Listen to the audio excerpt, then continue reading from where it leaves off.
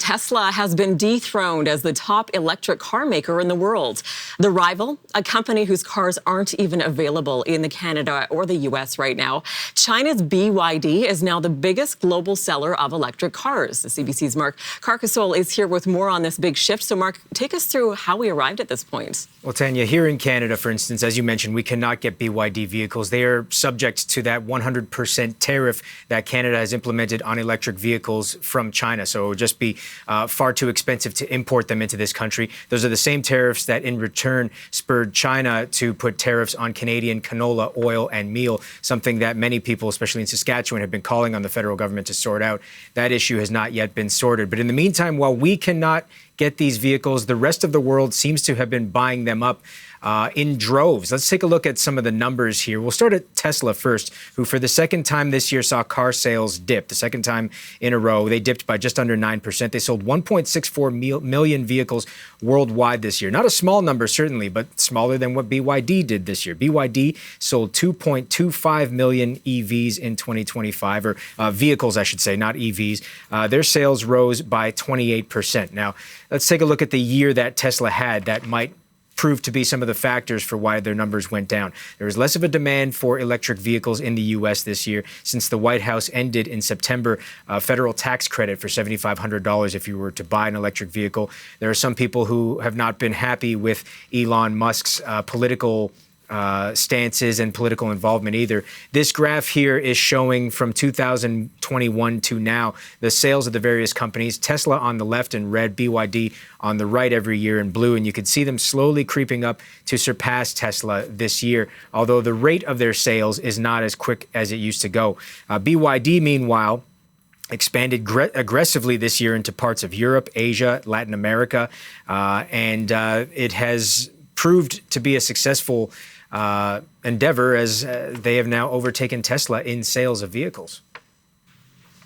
So, Mark, other parts of the world have tariffs on Chinese EVs as well. We know that, but they've still managed to sell well there. So why is that? Yeah, you're absolutely right, Tanya. There are tariffs, for instance, in Europe that the EU has implemented on Chinese EVs.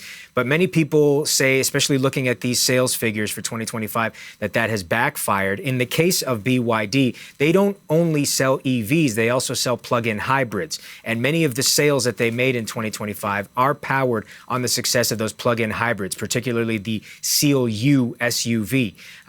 Those hybrids, those plug-in hybrids from China, are not tariffed in Europe. And so that is a large part of why they've managed to sell the volume that they have. But BYD is not with its own controversy either. For instance, they are being sued by Brazil for some of their alleged practices in the way they treat workers in Brazil. So we'll see if that carries on and affects their brand in any way, but that's where things stand right now. Interesting stuff. Thanks for this, Mark. Thank you. I'm now joined by Kenneth Bokor. He is the producer and host of the EV Revolution Show, a YouTube channel focusing on the consumer electric vehicle marketplace. So, Kenneth, thanks so much for your time today. Now, you say you weren't surprised to see BYD become the world's largest EV maker. So why is that? Well, thanks for having me on, Tanya, and Happy New Year. Yeah, as the previous gentleman, I believe Mark had mentioned, BYD has really been accelerating their electrification strategies. They have a strong presence on the commercial side, and they've been focusing on the consumer side quite heavily. Their total sales are over 4.5 million for plug-in vehicles in 2025.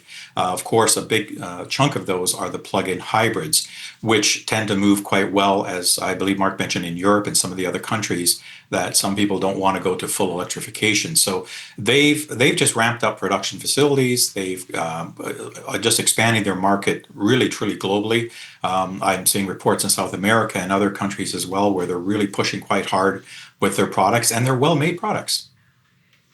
Now, some say Tesla's lower EV sales are simply the result of Elon Musk pivoting maybe his attention to other aspects of his business. Do you agree with that mentality? It could be partially true. I mean, Tesla, the automotive side of that brand is very focused business. They know what they're doing. They've only been been producing and delivering battery electric vehicles since their inception, so they know that business quite well. They tend to follow the market trends and their sales figures month to month. And if sales slow down, they slow down production. If they speed up, they try to speed up production. So in various elements of the world, we've seen sales accelerate and we've seen sales slow down. I believe the gentleman mentioned the U.S. Even when you look at the tariffs and the state of the economy on the U.S. administration, that they've kind of stirred the pot, the U.S. market is still going to grow about 10% from a plug-in vehicle perspective. And of course, Tesla will be the number one battery electric vehicle in that market space, but the rest of the world is growing at a faster pace than that. Going back to Elon Musk a little bit and how much maybe his brand is having an effect on things. What about for some, there's been, I guess you might say, a customer revolt. You know, you see bumper stickers that say, I bought this before, you know, Elon Musk became the Elon Musk we know him as now. How much do his right-wing politics, has that played into the business side of things?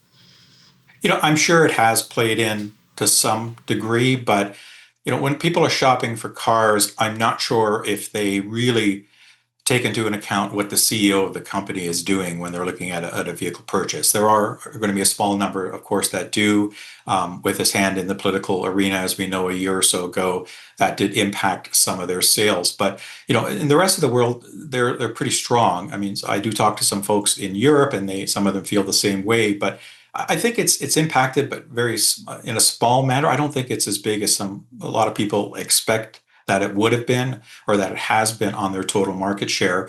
You know, the main reason their numbers are down is simply because there's just more competition in the market space. And we knew that was going to come when you look at how the EV market has grown over the last decade or so. And looking at the impact on our economy, I mean, what impact could a Chinese brand at the helm of EV manufacturing have on the Canadian economy? Well, they could be quite the player if it's done right. Right now, we don't have an all-electric vehicle or even a plug-in hybrid vehicle new on the market for less than $40,000 Canadian. So a consumer cannot buy an electrified vehicle new in those capacities for under $40,000. If some of the Chinese brands were to come in, let's say BYD or Geely or Wuling or others, show me that with some really solid products, I mean, they're selling some of these at $11,000, $15,000, $20,000 US in country. So even if we would have to lower the tariffs. And I think that would be a good move to allow some of the Chinese manufacturers in, because we need to get more mass market adoption of EVs. And part of that movement for more mass market adoption is a lower upfront sticker price. We don't have incentives anymore federally. There's still some provincial incentives out there, so we're kind of in a bit of a gap right now federally. So consumers are looking at the vehicle purchase prices and saying, you know, maybe I should look at something else, a gas car that I can get for $30,000 as an example, or $35,000. So I think there's a good opportunity for these brands to come in. However, and I believe the Liberal government is thinking this way, and I'm not aligning with any political views, I'm just stating what I think I know, is that if we do allow them to come in, then they need to invest in Canada. So they need to create jobs, not only in sales and support of their brands, but possibly last mile assembly, final assembly points. Gear into the battery supply chain that we have, like the Ring of Fire in Ontario or other areas, and invest in Canadians to grow jobs and to grow good jobs in this country to support their products. Kenneth, thank you so much for your insights on this. Appreciate it. Thank you for having me. And Kenneth Bokor is the producer and host of the EV Revolution show on YouTube. Good. Hope that was okay.